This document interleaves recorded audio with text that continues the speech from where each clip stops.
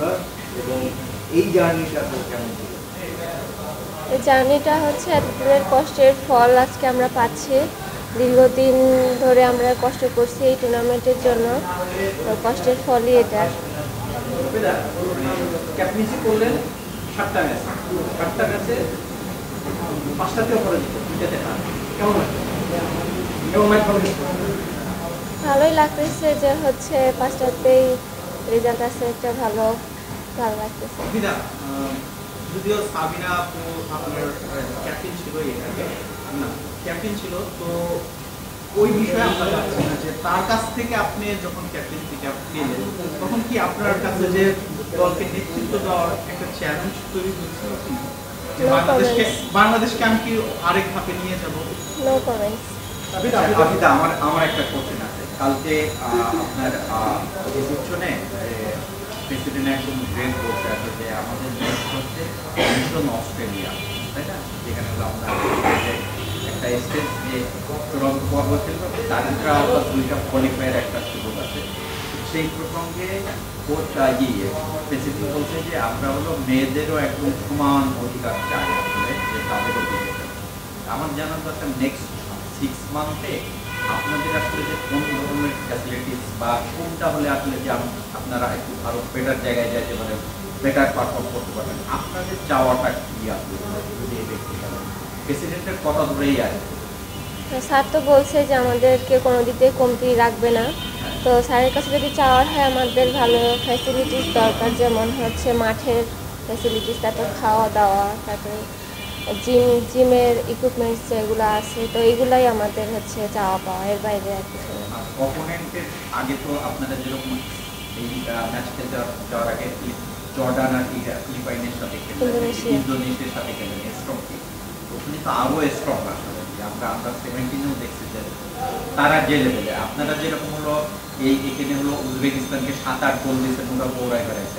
আমরা 17-এও কিন্তু আপনার নর্থ কোরিয়ার সাথে এরকম 8-9 গোল খেয়ে আমরা এরকম পাল্টাই ভাইস ভার্সা, কিন্তু আমরা সেই জায়গায় চলে গেছি। তো সেই প্রেক্ষিতে আরেকটু লেভেলটা আরেকটু আপ করার জন্য আসলে কি দরকার?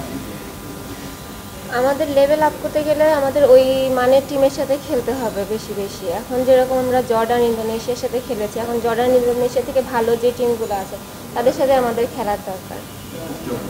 হ্যাঁ, সবাই তো বলছে আমাদের বিশ্বকাপে খেলার সুযোগ আছে। আপনি বাস্তবতা কতটুকু দেখছেন, যেখানে যে চীনকে পাবেন, জাপান, উত্তর কোরিয়া, দক্ষিণ কোরিয়া, অস্ট্রেলিয়া, এদের সাথে টক্কর দিয়ে আপনাকে কোয়ার্টার ফাইনালে উঠতে হবে, কোয়ার্টার ফাইনালে একটা জিততে হবে, মানে কোয়ার্টার ফাইনালে পর্যন্ত দিলেই আমাদের একটা চান্স হচ্ছে। আসলে কতটুকু সম্ভব? এখনো তো 6 মাস সময় আছে হাতে, তো আমরা চেষ্টা করব যে হচ্ছে প্রথমে হচ্ছে ওখানে যাব, গিয়ে আমরা যেন হচ্ছে অলিম্পিকটা যেন কোয়ালিফাই করতে পারি, আমাদের টার্গেট থাকে প্রথমে ওইটা, তারপরে ওয়ার্ল্ড কাপ এখনো পরে।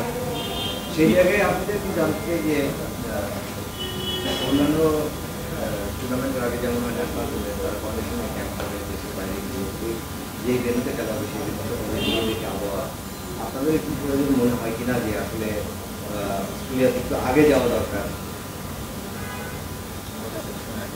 আমরা এই কয়েকটা টুর্নামেন্ট ধরে আমরা আগেই যাচ্ছি, কারণ আমরা আরব আমিরাতে গিয়েছিলাম খেলার একদিন আগে। তারপর থেকে হচ্ছে আমাদের কোচ হচ্ছে ফেডারেশনকে বলেছে যে হচ্ছে আমাদের আরও আগে নিয়ে যেতে হবে, তো ফেডারেশন সেটাই করছে, আমাদেরকে আগে আগে নিয়ে যাচ্ছে। আমার আরেকটা আপনাদের আসলে যে ফুটবল যারা খেলে তারা ইউজুয়ালি হলো আপনার ক্লাব থেকে একটা রেভিনিউ, মানে জাস্ট ইনকাম থাকে তাদের। কিন্তু বাংলাদেশের পার্সপেক্টটা একদম ডিফারেন্ট। আপনারা রাউন্ড দ্য ইয়ার ট্রেনিং করেন এবং এখানে মাঠ শেষে হয়তো একটা বেতন পারফরমেন্স করতেছেন, যেটা খুবই কম আসলে। হ্যাঁ, এবং ডোমেস্টিকটা আমাদের এখনো দাঁড়াতেই পারলো না। 2-3 হলো গতবার 15 হয়েছে। ডোমেস্টিক নিয়ে চাওয়াটা কি আসলে, যে এখান থেকে আসলে যে সমস্ত ফুটবলারদের একটা মানে বেটার লাইফ পাওয়া যাবে, বা ডোমেস্টিক নিয়ে যদি চাওয়া? আমাদের দেশের ঘরোয়া লিগটা যদি নিয়মিত হয় তাহলে জাতীয় দলের প্লেয়ারদের পাশাপাশি হচ্ছে বাহিরে যে জেলা পর্যায়ে যে প্লেয়ারগুলো উঠে আসতেছে তাদের জন্য সুবিধা হবে। তো ফেডারেশনের কাছে এইটাই বলা থাকবে যেন লিগটা যেন নিয়মিত করতে পারে। ক্যাপ্টেন্সি করতেছেন, ন্যাশনাল ক্যাপ্টেন্সি, এর আগে ক্যাপ্টেন্সি কোন লেভেলে, কোন লেভেলে ক্যাপ্টেন্সি করতেন? আমি শুধু আন্ডার 19-এ ক্যাপ্টেন্সি করছিলাম, যৌথ চ্যাম্পিয়ন। একটা প্রশ্ন হচ্ছে যে পিটার বাটলার আপনার চোখে কেমন? উনি আমার চোখে ভালো কোচ, কোচের যেমন হওয়া দরকার, কোচ পারফেক্ট।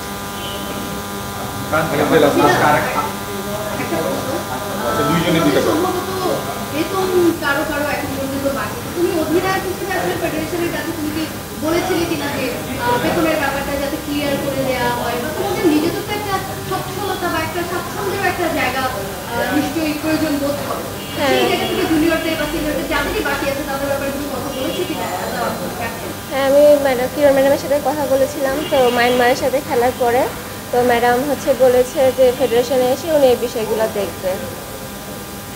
লাস্ট আমার একটা বলছে, আসলে যে আপনারা মায়ানমার যাওয়ার আগে তিরুনাপা বলি, কোচি বলি, কেউ কিন্তু আসলে যে কারোরই এক্সপেকটেশন ছিল না যে আপনারা হয়তো কোয়ালিফাই করবেন। একমাত্র আপনিই বলছেন যে আমরা ম্যাচ বাই ম্যাচকে তো কোয়ালিফাই করার জন্যই মায়ানমার অনেক 55, হ্যাঁ, আমরা 21 সালেও না 18 সালে পাস করতে একদম।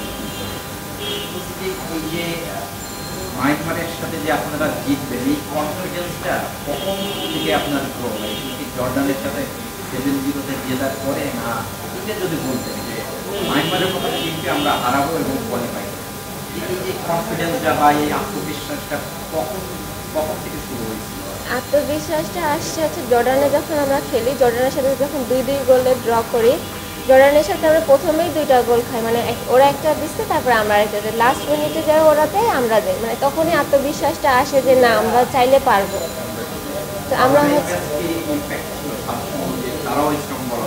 হ্যাঁ, বাহরাইনের সাথে যখন প্রথম ম্যাচ ছিল তখন আমরা একটু ছিলাম যে ওরাও তো আমাদের থেকে এগিয়ে, আবার কোয়ালিফাই করতে আসি, এখন যদি কিছু হয়ে যায় উল্টোপাল্টা তখন তো ভয় থাকবে, কিন্তু যখন আমরা ওদের সাথে জিতি তারপরে আরও কনফিডেন্স লেভেলটা বেড়ে যায়।